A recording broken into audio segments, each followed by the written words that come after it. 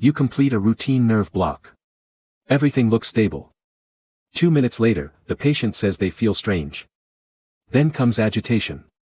Then seizure. Then ventricular arrhythmia. Local anesthetic systemic toxicity does not give you much warning. This video will help you act fast.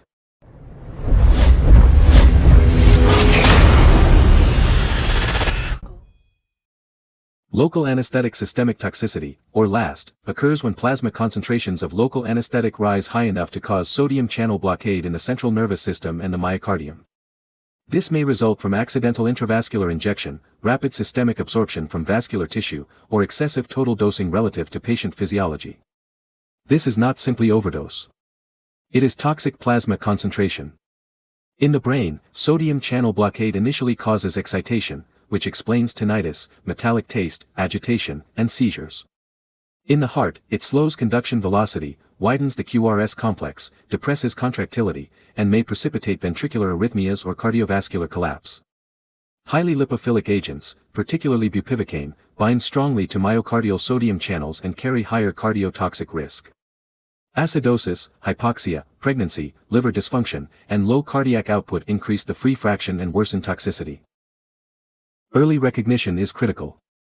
Classically, central nervous system symptoms appear first. Perioral numbness. Metallic taste. Tinnitus. Agitation. Confusion. Progression to seizures. However, this sequence is not guaranteed. In sedated patients or those under general anesthesia, cardiovascular collapse may be the first sign. Watch for QRS widening. Hypotension. Ventricular tachycardia. Pulseless electrical activity. Or refractory ventricular fibrillation.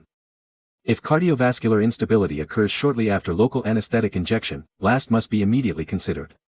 Delay in recognition leads to delay in lipid therapy, and worse outcomes. Management begins immediately. First, stop injecting local anesthetic. Call for help. Secure the airway. Administer 100% oxygen. Avoid hypoxia and acidosis. If seizures occur, treat with benzodiazepines. In cardiovascular instability, initiate lipid emulsion therapy early. Use 20% lipid emulsion. Administer a bolus of 1.5 ml per kilogram over 1 minute. Then begin an infusion at 0.25 ml per kilogram per minute. If instability persists, repeat the bolus and increase the infusion rate.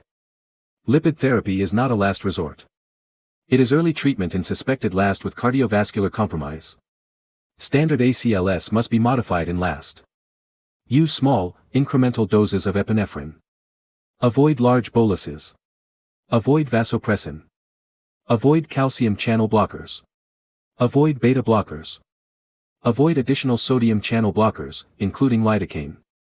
Continue high-quality CPR and oxygenation. This is a toxicologic cardiac arrest. The goal is to reverse myocardial sodium channel blockade while maintaining perfusion. Common pitfalls include delayed lipid therapy, treating seizures without addressing systemic toxicity, and failing to stock lipid where regional blocks are performed. Another frequent error is underestimating dosing in high-risk patients. LAST is uncommon. But when it occurs, hesitation is dangerous. Ensure lipid emulsion is immediately available in all block locations. Review maximum dosing and risk factors. Run simulation drills with your team. Regional anesthesia is powerful. But it must be practiced safely. Thank you for watching. Make sure to hit the subscribe button for more useful anesthesia content. Don't forget to download the PNB School Anesthesia Blocks mobile app on the App Store and Google Play for structured regional anesthesia education modules.